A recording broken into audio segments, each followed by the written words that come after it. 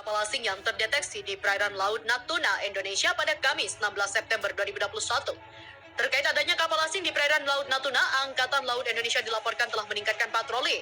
Menurut keterangan informasi yang diperoleh, kapal-kapal Cina dan Amerika Serikat terdeteksi di dekat perairan internasional.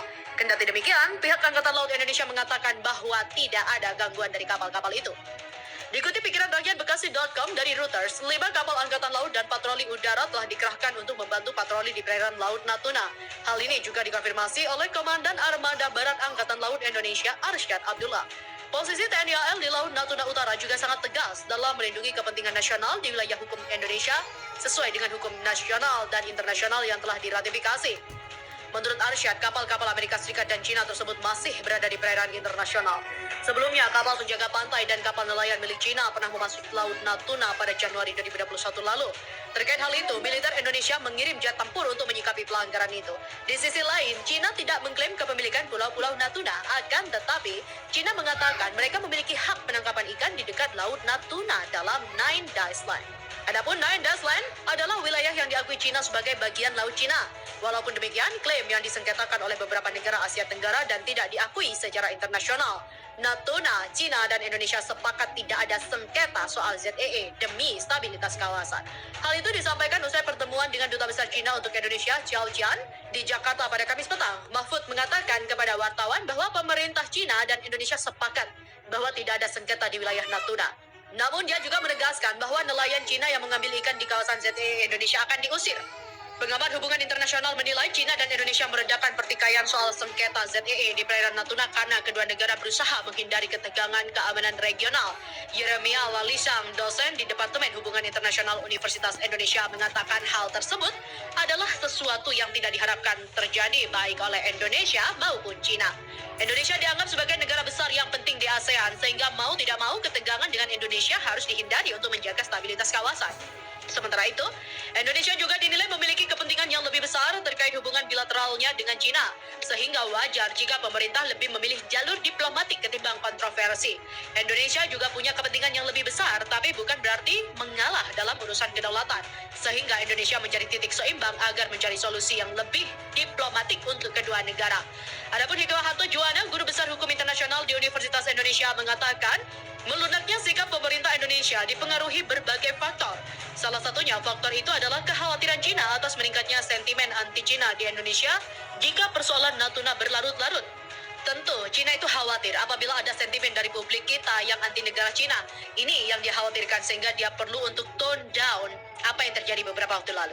Selain itu, Hikmahanto juga memandang bahwa Cina masih membutuhkan Indonesia sebagai jembatan antara Cina dengan negara-negara Asia Tenggara yang sama-sama memiliki klaim wilayah di Laut Cina Selatan seperti Vietnam, Filipina, Malaysia, dan Brunei.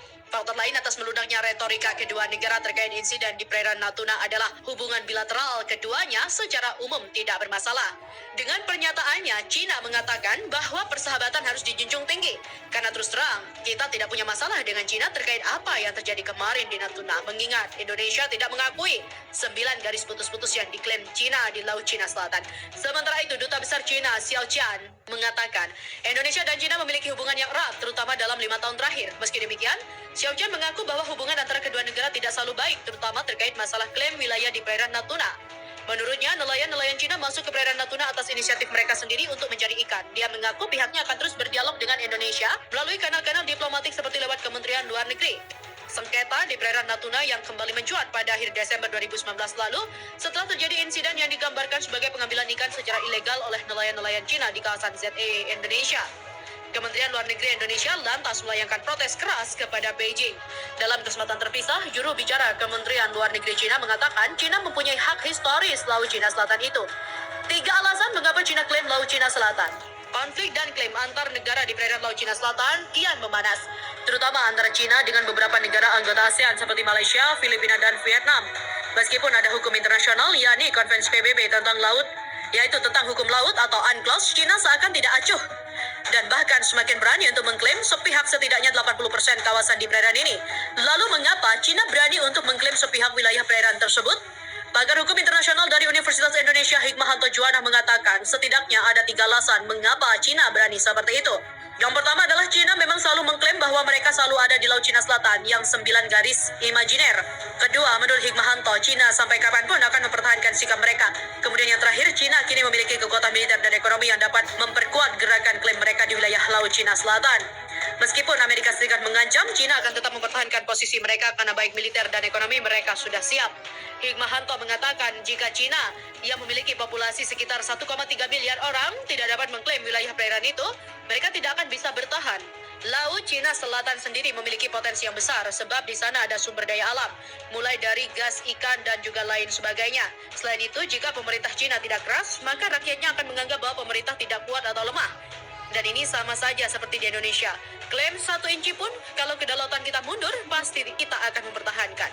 Menyoal UNCLOS, Hikmahanto mengatakan bukan sesuatu yang harus Cina ikuti, sebab hukum internasional tersebut layaknya hukum rimba. Dalam masyarakat internasional, menurut Hikmahanto, tidak ada entitas yang tinggi seperti Indonesia yang di dalam hukum nasional memiliki pengadilan yang menentukan salah atau tidaknya seseorang atau badan.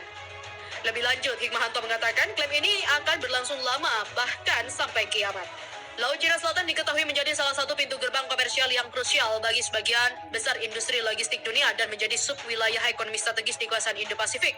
Dilansir dari CFR Global Conflict Tracker, total nilai perdagangan yang melintasi kawasan ini pada 2016 mencapai 3,37 triliun US dollar.